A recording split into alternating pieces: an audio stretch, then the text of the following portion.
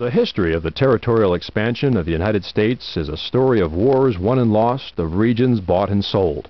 When France lost the French and Indian War in 1763, it ceded most of its possessions in North America to Britain, extending British domain beyond the original 13 colonies.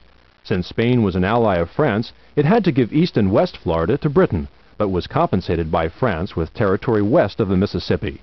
With the Declaration of Independence from Britain in 1776, the United States was formed from the original 13 colonies, but had to wage war with Britain to establish its sovereignty.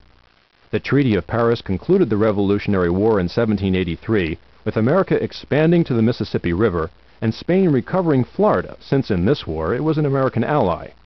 But in 1800, Spain secretly ceded the Louisiana Territory back to France, where Napoleon was hoping to establish an empire in North America. When President Thomas Jefferson learned of this arrangement, he became concerned with the potential threat of an aggressive empire builder. He sent envoys to France to purchase New Orleans and West Florida for $10 million. Instead, they came back with the entire Louisiana Territory for $15 million. Napoleon had needed money for his war against Britain. In 1810, American settlers led a revolt against the Spanish in West Florida, capturing the port of Baton Rouge. The remainder of West Florida was annexed later by President James Madison. In an agreement after the War of 1812, Britain ceded the Red River Basin, and the boundary between the United States and British territory, what is now Canada, was set at the 49th parallel, with the Oregon Territory to be jointly occupied. In 1821, the Spanish cessions of East and West Florida were finalized, and Spain surrendered any claims to the Pacific Northwest.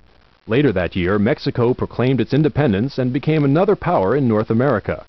Settlers had been moving steadily into Texas, and as in Florida, fought for independence, this time against Mexico. The Republic of Texas was declared in 1836.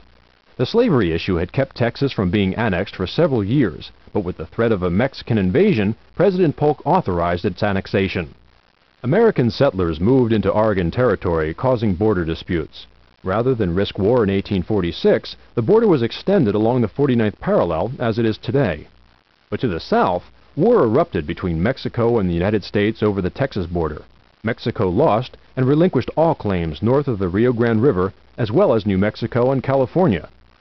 Diplomat James Gadsden purchased additional Mexican territory for $10 million in 1853, establishing the present-day boundary. In 1867, William Seward purchased Alaska for $7.2 million from Russia, which had been ready to abandon its designs for an empire so far away. The same year, Canada gained its independence from Britain. The Spanish-American War of 1898 proved Hawaii to be of strategic importance to the U.S. Navy, and it was annexed from Spain as well as Puerto Rico.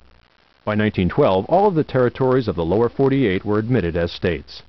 Alaska and Hawaii joined the Union in 1959, completing the current formation of the United States.